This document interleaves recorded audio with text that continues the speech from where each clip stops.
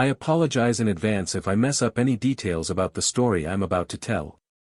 My name is Derek Holden, and I've worked as a pipeline maintenance technician in Alaska for the past 12 years. The job takes you to places most people will never see, vast, empty landscapes where civilization feels like a distant memory. It was late September when everything changed. We were working on a remote section of the Trans-Alaska Pipeline, about 200 miles north of Fairbanks. The job was routine. Checking for potential structural issues, monitoring environmental impacts, the kind of work that becomes second nature after years in the field. The first sign something was wrong came during our third night on site. Our team of 4 had set up a temporary camp near the pipeline, surrounded by nothing but tundra and distant mountain ranges. Around midnight, our communications equipment started picking up strange interference.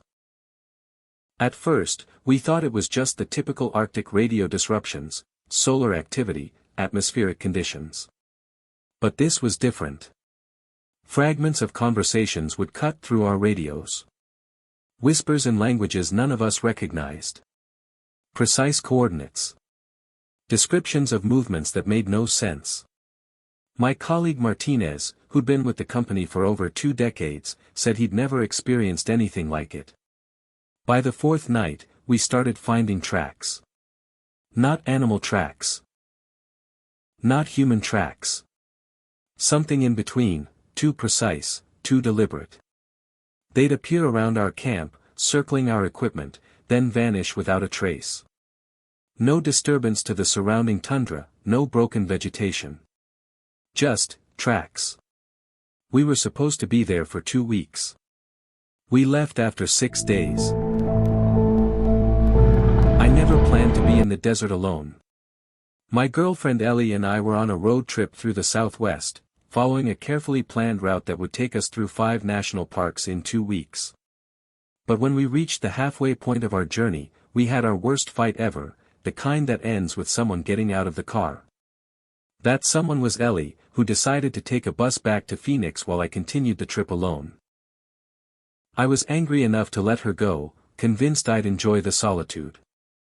By day 3 on my own, regret had set in hard, but pride kept me from calling her. I was driving through a particularly desolate stretch of highway in southern Arizona when my car started making an ominous knocking sound. Within minutes, steam was pouring from under the hood.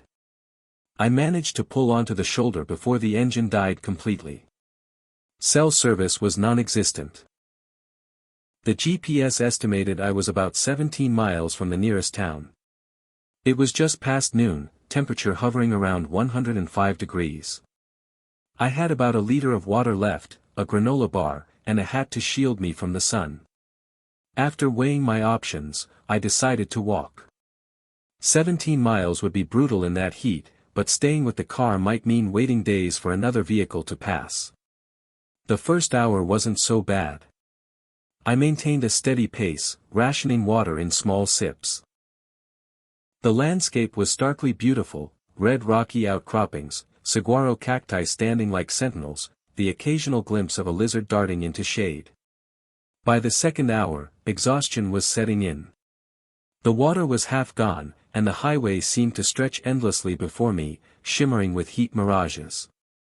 It was during one of my brief rest stops that I first noticed something odd in the distance. About a quarter mile ahead, a figure appeared to be walking along the roadside in the same direction I was going.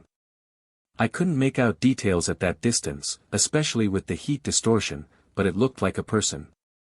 I felt a surge of hope, perhaps another traveler who might have a working phone or water to share. I picked up my pace, waving my arms and calling out, but the figure maintained the same distance ahead of me. As I continued walking, something about the figure began to seem wrong. Its movements were too fluid, almost gliding rather than walking. And it seemed unnaturally tall and thin, though I attributed this to the heat mirage stretching its appearance. For the next hour, I followed the figure, never seeming to gain ground despite my increasing pace. Eventually, the rational part of my brain suggested it might not be real at all, just a hallucination brought on by heat and dehydration. I'd heard stories of desert travelers following mirages to their deaths. I decided to stop and rest in the meager shade of a large cactus. To my surprise, the figure stopped too, exactly when I did. A coincidence, I told myself. After finishing the last of my water, I resumed walking. The figure continued as well, maintaining that same distance ahead. But now, I noticed something else. A second figure had appeared, this one about the same distance behind me. I turned to look at it directly, but it was just a dark silhouette against the bright desert. An hour later, my situation had deteriorated severely. My head was pounding, my vision blurring at the edges. And now there were 5 figures that I could see, the one ahead, the one behind, and 3 others spaced equidistantly on either side of the highway, paralleling my route but keeping to the desert scrub rather than the road itself. All moved with that same gliding motion, all were impossibly tall and thin. None made any move to approach me, but their presence was unmistakable. They were matching my pace exactly, maintaining perfect formation around me. When I stopped, they stopped. When I changed pace, they adjusted instantly. I tried shouting at them, but my parched throat produced only a hoarse whisper that didn't carry in the hot, still air. By late afternoon, I was stumbling more than walking. My thoughts were fragmented, and the sun beating down felt like it was cooking my brain inside my skull. The figures had drawn closer, maybe 100 yards away now. Close enough that I could see they weren't mirages or heat distortions. They were tall, easily 7 feet or more, unnaturally thin, wearing what appeared to be long, tattered dark robes that reached the ground. Their limbs were wrong, too many joints. I couldn't make out faces within the shadowed hoods, just occasional glints like light reflecting off eyes. In my delirium, I became convinced they were herding me somewhere, not toward the town ahead, but away from the road, into the desert. Each time I stumbled even slightly off the highway's shoulder, they would shift their formation subtly, opening a path into the wild terrain while closing the route forward. I fought to stay on the road, focusing on the white line at its edge as my guide. The sun was beginning to set when I heard a sound that cut through my haze, a car engine. Headlights appeared on the horizon behind me, growing brighter as the vehicle approached. I turned to look at the figure that had been following me, but it was gone. A quick glance around showed all 5 had vanished completely, as if they'd never been there at all. The car, an old pickup truck driven by an elderly man, stopped beside me. He helped me into the passenger seat, gave me water, and drove me to the nearest hospital. Severe dehydration, the doctor said. Heat exhaustion bordering on heat stroke. I was lucky to be alive. I never told anyone about the figures. They were hallucinations, I reasoned. Just my oxygen-deprived brain creating threats from nothing. I believed that right up until I was released from the hospital 2 days later. As the nurse wheeled me to my girlfriend's car, Ellie had come as soon as the hospital called her. I glanced across the parking lot and saw them, 5 tall, thin figures standing perfectly still at the edge of the desert, hoods turned in my direction. The nurse didn't react to them at all. Neither did Ellie. But I saw them clearly, no heat mirage to blame. As Ellie drove me away, I looked back through the rear window. They were following. Not walking or running, but gliding swiftly across the desert floor, maintaining perfect formation. We've moved 3 times since then, currently living in a high-rise apartment in Chicago. Sometimes, when I look out our window at night, I see them, 5 tall figures standing on the street below, looking up. Always watching. Always waiting. I've tried to convince myself they're not real. But last week, Ellie asked me about the strange, tall people she sometimes glimpses from the corner of her eye. People in dark clothes who seem to vanish when she turns to look directly at them. I haven't told her the truth. I'm afraid that once she fully sees them, they'll come for her too. My name is Sarah Chen, and I've spent the last 8 years documenting wildlife in some of the most remote corners of the Canadian wilderness. What happened during my expedition to the Yukon Territory is something I've struggled to explain, even to myself. I was working on a long-term project tracking wolf populations in a particularly isolated region near the border of Alaska.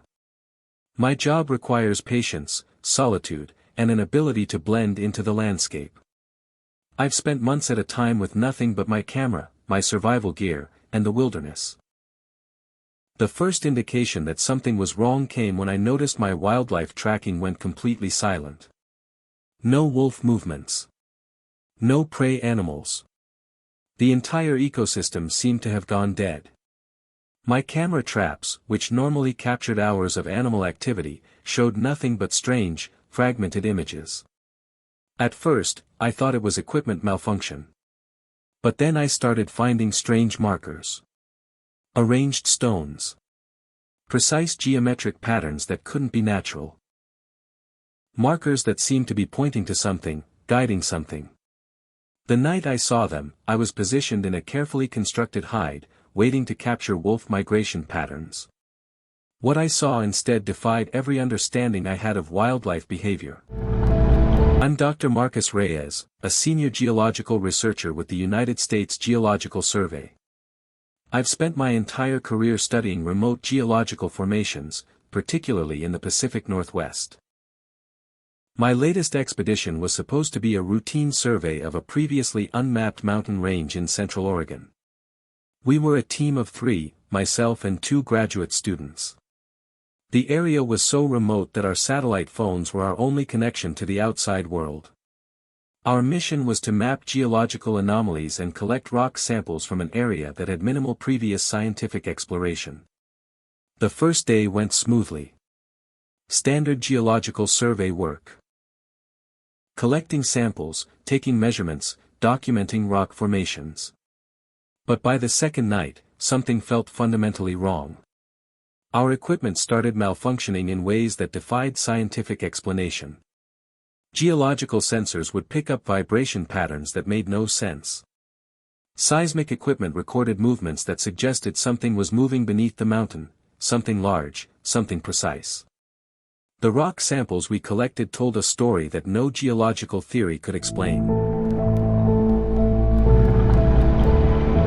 My name is David Laurent, and I've spent the last decade working for a major telecommunications company, managing long-range communication infrastructure in some of the most remote parts of North America. What I'm about to describe happened during a routine maintenance run of our communication towers in northern British Columbia. These towers are critical. They provide communication links for emergency services, remote communities, and wilderness monitoring systems. The first anomaly came through our backup systems. Fragments of data transmissions that didn't match any known communication protocol. At first, we thought it was equipment malfunction. But the patterns were too consistent, too deliberate to be random. I started tracking the origin points of these strange transmissions. What I discovered connected dots that should have remained unconnected. The coordinates lined up perfectly with the locations of the previous stories. Something was watching. Something was connecting these incidents. And we were just beginning to understand. If you enjoyed these stories, hit subscribe and the notification bell so you don't miss our next episode.